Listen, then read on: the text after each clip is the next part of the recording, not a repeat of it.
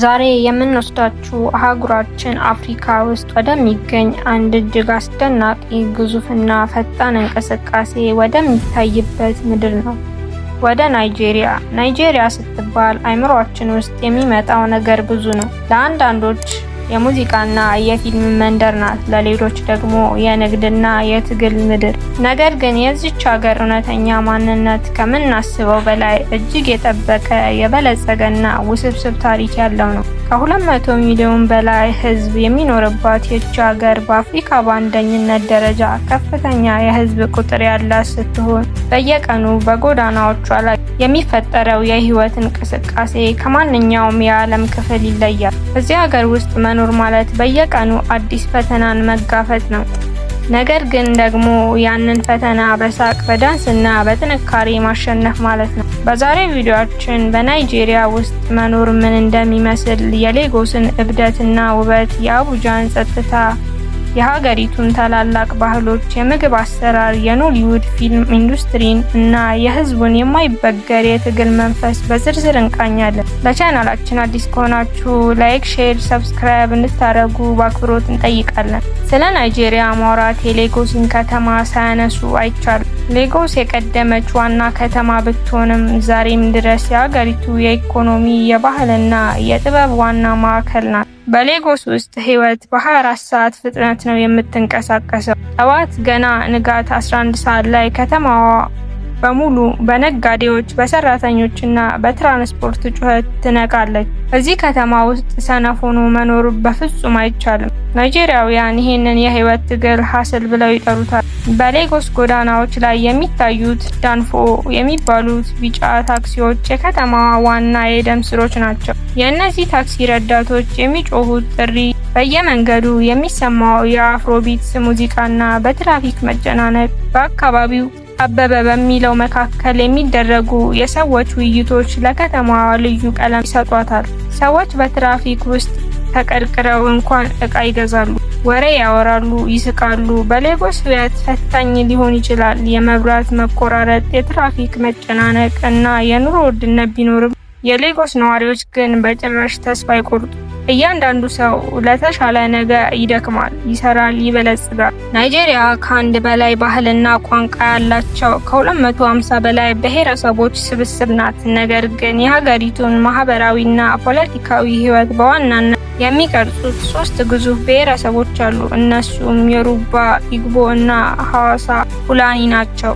የዮሩባ ህዝቦች በደቡብ ምዕራብ ናይጄሪያ የሚኖሩ ሲሆን በደመቀ ባህላቸው ይታወቃሉ። የዮሩባ ህዝብ ሰርግ ወይም ድግስ ካለው አዋምቤ ይባላል። በእነዚህ ድግሶች ላይ ሰዎች እጅግ ውድና ደማቅ ባህላዊ ልብሶችን በመልበስ በከበሮና በሙዚቃ ታጅበው እስከ ንጋት ድረስ ይጨፍራሉ። በሌላ በኩል ደግሞ የኢግቦ ህዝቦች በደቡብ ምስራቅ ናይጄሪያ የሚኖሩ ሲሆን በንግድ ክህሎታቸውና ለስራ ባላቸው ከፍተኛ ትጋት ይታወቃሉ።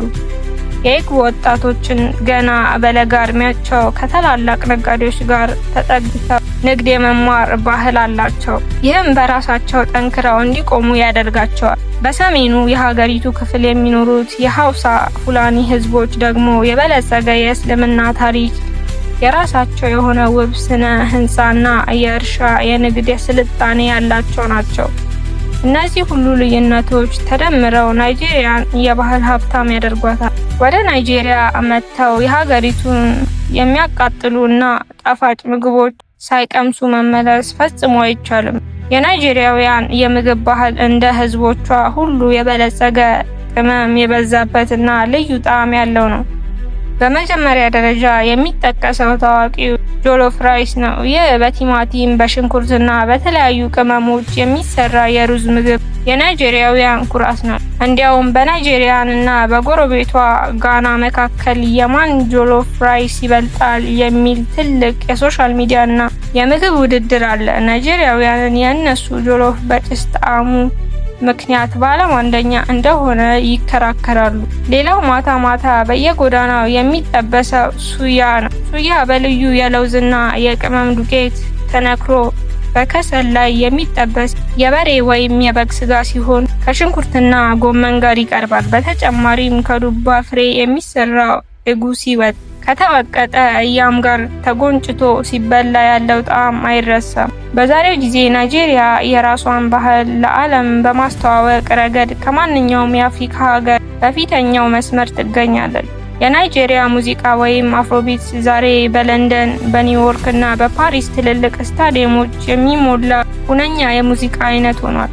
እንደ በርና ቦይ፣ ዊዝኪድ፣ ዴቪዶ እና ሬማ ያሉ ድምፃውያንን የአፍሪካን ድምፅ በዓለም አቀፍ ደረጃ እንዲያደምጥ አድርገዋል። ከሙዚቃው ጎን ለጎን ደግሞ ኖሊውድ በመባል የሚታወቀው የሀገሪቱ የፊልም ኢንዱስትሪ ይገኛል። ኖሊውድ በየዓመቱ በሚያመርተው የፊልም ብዛት ከሆሊውድ ቀጥሎ በዓለም ሁለተኛው ግዙፍ ኢንዱስትሪ ነው። የናይጄሪያ ፊልሞች የአፍሪካውያንን እውነተኛ የህይወት ታሪክ፣ ፍቅር፣ ትግልና ባህል በማንጸባረቅ በመላው አህጉራችን ከፍተኛ ተወዳጅነት አትርፈዋል።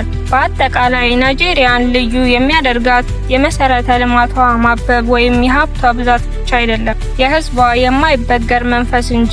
ናይጄሪያውያን ምንም ያህል አስቸጋሪ ሁኔታ ቢገጥማቸውም ተስፋ አይቆርጡም። በፈተና ውስጥ ይስቃሉ፣ በችግር ውስጥ ዳንስ ይፈጥራሉ፣ በትግል ውስጥ ደግሞ ስኬትን ያመጣሉ። በናይጄሪያ ውስጥ መኖር ተስፋ ለመቁረጥን፣ ሰዎችን ማክበርንና ህይወትን በሙሉ በጉልበት መኖርን ያስተምራል። ወደፊትም እንዲህ ያሉ ጥልቅ የምርመራ ዘገባዎችና እውነተኛ ታሪኮች በፍጥነት እንዲደርሷችሁ አሁኑኑ ቻናላችንን ሰብስክራይብ ማድረጋችሁን እንዳትረሱ። ሀሳባችሁን በኮሜንት መስጫው ላይ አጋሩ።